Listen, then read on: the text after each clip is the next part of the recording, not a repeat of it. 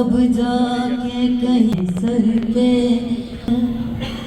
है मेरी ज़मीं, अफसोस नहीं जो तेरे। ये बात आई थी स्वतंत्रता सेनानी ने, उन्होंने देश को आज़ाद करना है, अपना राज कम अच्छा होते ये दिया हमारे सरदार गांधी और ये कहते हैं चांदनी चौक में एक बड़ा भारी सेनानियों का जुलूस निकला, तो ये फैसला किया गया था कि चांदनी चौक से आगे नहीं जाएगा। आज़ादी की मूवमेंट में पहुंच गई थी, फिर वही हुआ, उनको हम याद करते हैं बड़े भाई। अब मैं निवेदन करूंगा लेवल पे खेलने के लिए जा रहे हैं, वो भी इस यहाँ कार्यक्रम में पहुंचे हैं, उनका भी इस कार्यक्रम में स्वागत है। डॉक्टर साहब उनको जो है यहाँ से रवाना करेंगे।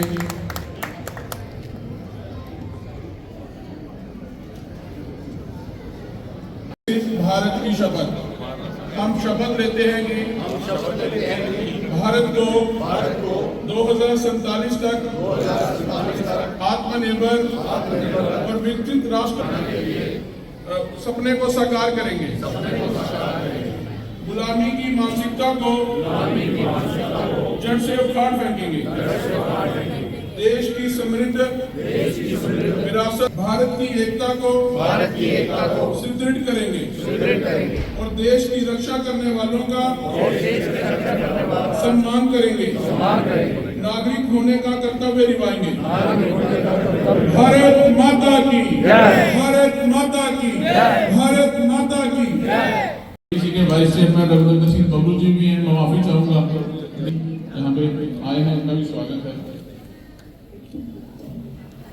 कठुआ जी को लेकर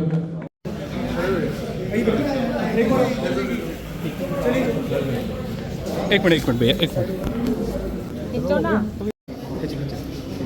तो आज हमारा ये जो कार्यक्रम चल रहा है विकसित भारत संकल्प यात्रा, उसी के अंतर्गत यहाँ पर ये कार्यक्रम आयोजित हुआ आर्य समाज स्कूल के ही परिसर में।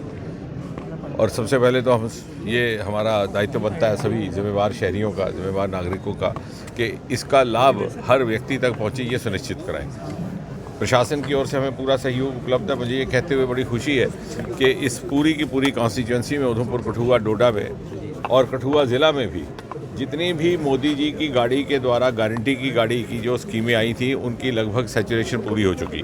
जितनी किसानों की योजनाएं हैं, किसान सम्मान निधि, किसान क्रेडिट कार्ड, आयुष्मान भारत और हमारा प्रधानमंत्री आवास योजना, थोड़ा बहुत उसमें भी कुछ मकान बनने बाकी हैं, वो भी जल्द पूरा हो जाएगा। इसके अतिरिक्त कठुआ ज़िला में 2-4 जो नई उपलब्धियां भी हाल ही में हुई हैं। एक तो हमारा होम्योपैथी कॉलेज लगभग 70 करोड़ की लागत से काफ़ी प्रयास के बाद उसको केंद्र से वो राशि उपलब्ध करवाई गई है और आयुष मंत्रालय के अंतर्गत उसका निर्माण होगा। इसके अतिरिक्त आयुर्वेदिक कॉलेज इस कॉन्स्टिट्यूंसी के भीतर ज़िले से थोड़ा बाहर है, गगवाल में, वो भी शुरू हो चुका है उसका भी काम। और आने वाले समय में शुरू होगा कि एक विशेषता और भी होने वाली है कि फिशरीज़ का काम यहाँ पे बहुत हो रहा है, मछली पालन का, जो पहले कभी किसी ने ये प्रयोग नहीं किया था। तो मैं बधाई दूंगा अपने कार्यकर्ता साथियों को भी, प्रशासन को भी, उनके सौजन्य से। और मुझे लगता है आने वाले समय में हम जो ट्राउट मछली कश्मीर में पाई जाती थी, वो कठुआ से तैयार होकर के बाहर जाएगी। इसी तरह से कठुआ का वो ज़िला है जहाँ बैम्बू के सबसे पहले क्लस्टर लग रहे हैं, क्योंकि आज से 6-7 साल पहले हमने ये बेड़ा उठाया था कि यहाँ पर बहुत हमारे पास घने जंगल हैं रेवेन्यू बैम्बू को लेकर के, कठुआ में, सांबा में, रियासी में, जिनका पूरा इस्तेमाल नहीं हो रहा था। तो पूर्वोत्तर के कुछ एक विशेषज्ञों को ला करके उनके सौजन्य से वो भी काम शुरू किया गया। इसके अतिरिक्त इस कॉन्स्टिट्यूंसी को अगर आप देखें तो मुझे लगता है कि पिछले 10 वर्षों में जितना विकास मोदी जी की उनकी उदारता और उन्होंने जितने भी हमें सहयोग और सहायता दी है, उसके कारण संभव हुआ, उसकी तुलना किसी और कॉन्स्टिट्यूंसी से नहीं की जा सकती। बल्कि बहुत से ऐसे काम जो रुके पड़े थे, शायद विधाता को मंजूर था कि मोदी जी आए तो शुरू हों, शाहपुर कंडी का प्रोजेक्ट जिसका उल्लेख मोदी जी ने स्वयं किया था जब 2019 में वो जम्मू पधारे थे, सन 70-75 से वो रुका पड़ा था। 45 वर्ष के बाद उसका काम शुरू हुआ। पहला फेज़ तैयार हो गया, 1-2 फेज़ और होंगे। जब वो तैयार पूरी तरह से चालू हो जाएगा तो मुझे नहीं लगता कि ये सारा का सारा इलाका कठुआ सांबा का पानी और बिजली से माला माल होगा। पंजाब को भी उसका लाभ होगा। आने वाली पीढ़ी के बच्चे भूल जाएंगे कंडी को कंडी क्यों कहते थे। इसी प्रकार एक ही मात्र कॉन्स्टिट्यूंसी जहाँ पर एक नहीं, दो नहीं, 3 मेडिकल कॉलेज केंद्र के सहयोग से आए हैं, कठुआ में, उधमपुर में, डोडा में। कठुआ में इंजीनियरिंग कॉलेज केंद्र के सहयोग से मोदी जी की एक स्कीम थी, राष्ट्रीय उच्चतर शिक्षा योजना अभियान, उसके तहत आया। सीड प्रोसेसिंग प्लांट सबसे पहले आया जो 3 प्रदेशों को, वो भी केंद्र के सहयोग से। Industrial biotech park, department of biotechnology, मुझे लगता है कि देश का 11वां या 12वां है। पुलों का यहाँ जाल बिछ गया। PMGSY में 60-70% जो राशि जम्मू कश्मीर के लिए आ रही है वो इस कॉन्स्टिट्यूंसी के लिए निर्धारित की जा रही है, क्योंकि यहाँ पर पहले सड़कों का तिरस्कार किया गया था और हमारा उधमपुर ज़िला पिछले 2-3 सालों से पहले 2-3 रैंक्स में आता है पूरे देश भर में। और इस तरह से मुझे लग रहा है कि आने वाले समय जो हमारा एक्सप्रेस कॉरिडोर है बहुत जल्दी वो तैयार हो जाएगा। अगले साल 5-6 घंटे में हम यहाँ से दिल्ली पहुँच जाएंगे। और साथ ही साथ आगे जब हमारा रेल पटरी का भी काम शुरू हो रहा है और एक वंदे भारत नई आरंभ होने वाली है उधमपुर से, तो मुझे लग रहा है कि यहाँ से हम गाड़ी में, अपनी मोटर कार में या किसी भी वाहन पे सड़कों सड़क दिल्ली से यहाँ पहुँचेंगे।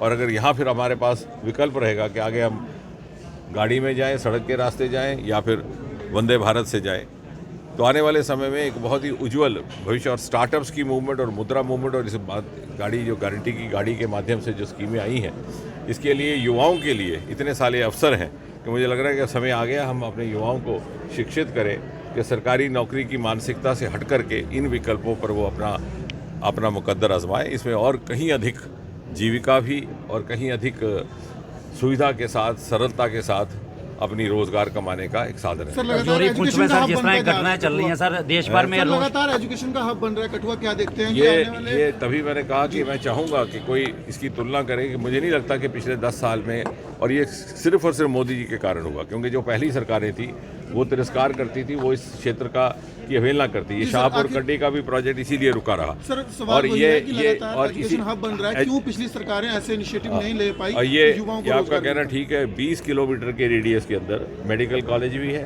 इंजीनियरिंग कॉलेज भी है, होम्योपैथिक कॉलेज भी बनना तैयार हो गया, 70 करोड़ उसका हमें केंद्र से प्राप्त हो गया, आयुर्वेदिक कॉलेज भी है।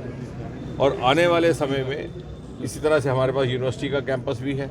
थोड़ा आगे चले जाए तो फिर दूसरी तरफ तो एम्स वगैरह भी आ जाता है। लेकिन अगर आप शहर के भीतर भी देखें तो मुझे नहीं लगता कि किसी तरह से रिक्रिएशन के तौर पर जो हमारी ड्रीमलैंड पार्क और जब जो बिरला पार्क बनी है, मुझे नहीं लगता कि जम्मू शहर में कोई इस प्रकार की पार्क है। तो क्योंकि हमारा ये मानना है कि कठुआ एक नोडल एक सेंटर बन सकता है सारे के सारे पंजाब, हिमाचल और जम्मू कश्मीर के लिए। तो मैं ज़ाती तौर पर, व्यक्तिगत तौर पर कठुआ को केवल कठुआ या जम्मू कश्मीर का हिस्सा ना समझ करके मैं ये विजुअलाइज करता हूँ कि आने वाले समय में पूरे क्षेत्र का, जिस प्रकार से जलंधर विकसित हुआ है, लुधियाना विकसित हुआ है, कुछ एक का कारण थे, कुछ एक हमारे साथ तिरस्कार होता रहा, भेदभाव होता रहा, कुछ एक 370 की चलते बहुत से ऐसी योजनाएं थी जिनका लाभ नहीं पहुँचता। लेकिन अब चूँकि राह हमवार हो गई है, मुझे लगता है बहुत जल्द कठुआ एक बहुत ही वाइब्रेंट उत्तर भारत का क्षेत्र बनने वाला है। लगातार जो बढ़ रही है, बता दें कि संविधान के दायरे में जो है 370 का फैसला हुआ है। पिछले दिनों ही डॉक्टर फारूक अब्दुल्ला आए थे तो उन्होंने बोला था कि यहाँ से अंग्रेज चलेंगे तो 370 भी जो। मैं कभी किसी व्यक्ति विशेष पर टिप्पणी भी नहीं करता, आपने देखा होगा, विषय पर बात करते हैं व्यक्ति पर। लेकिन जहाँ तक 370 का संबंध है, मैं तो ये कहूँगा कि एक बहुत बड़ा उपकार किया है मोदी जी ने कि संविधान की एक विडंबना, miscarriage of constitution, miscarriage of democracy, जिसमें खुद इसके निर्माता और इसके जो पैरोकार थे, प्रोटैगनिस्ट पंडित नेहरू इत्यादि, लिख करके गए थे कि ये आर्जी है, ये अस्थाई है, टेम्पररी है। लेकिन समय गुजरने के साथ साथ उन्हीं के जो आगे जानेशीन आए, उन्हें लगा कि इसको बरकरार रखने में हमारा स्वार्थ है और वो अपनी मान्यता और प्रतिबद्धता को भूल गए। मोदी जी ने वो अधूरा काम पूरा किया जो शायद पंडित जी और उनके आने वाले पीढ़ियों के अनुयायी नहीं कर पाए। और इसमें तो मुझे लगता है कि कोई दो राय नहीं है, तो स्वयं तर्क इतिहास बताता है। विपक्ष ने भी कहा कि आपने कहा था हालात सामान्य हो रहे हैं, लेकिन हालात जो है लगातार खराब हो रहे हैं, किस तरह देखते हैं सर? नहीं, ये कहना सही नहीं होगा कि हालात लगातार खराब हो रहे हैं। हाँ, लेकिन हम इस चीज़ को भी नज़रअंदाज नहीं कर सकते कि राजौरी में कुछ एक इस तरह से चल रहा है, लेकिन उसका संज्ञान ले रहे हैं जो संबंधित हमारी एजेंसी से संबंधित हमारे मंत्रालय हैं, चाहे वो रक्षा मंत्रालय चाहे वो गृह मंत्रालय। लेकिन अगर आप कश्मीर घाटी में देखें तो इस साल 2 करोड़ पर्यटक आए हैं, यानी हर कीर्तिमान टूटता गया। और यहाँ तक कि पहली बार होम टूरिज़्म कश्मीर घाटी में देखने को मिला, जहाँ पर कि उस तरह का कल्चर नहीं था। लोग आमतौर से लोगों के घरों में नहीं आके अतिथि ठहरते जो बाहर से आते, लेकिन वहाँ इतनी किल्लत हो गई होटलों की तो लोगों ने अपने घर के दरवाजे खोल दिए। और उसी से पता चलता है कि कोई भी जब देश विदेश से आते हैं पर्यटक परिवार लेकर के, बच्चे लेकर के, वो मेरे कहने पर, आपके कहने पर या सरकार के कहने पर नहीं आएंगे। वो अपने सूत्रों से पता करेंगे कि भाई मैं अपने बच्चों को लेकर के जा रहा हूँ भ्रमण करने, छुट्टियाँ मनाने, क्या वहाँ पर सुरक्षा है कि नहीं है। तो अपनी तसल्ली करके, मुझे लगता है हमारे लिए सबसे बड़ा प्रमाण पत्र वही है। डॉक्टर फारूक अब्दुल्ला ने कहा मुझे अच्छा लगता है कि राम मंदिर बन रहा है, परंतु मुझे बुलावा नहीं आया, निमंत्रण नहीं आया। सबका स्वागत है राम मंदिर में।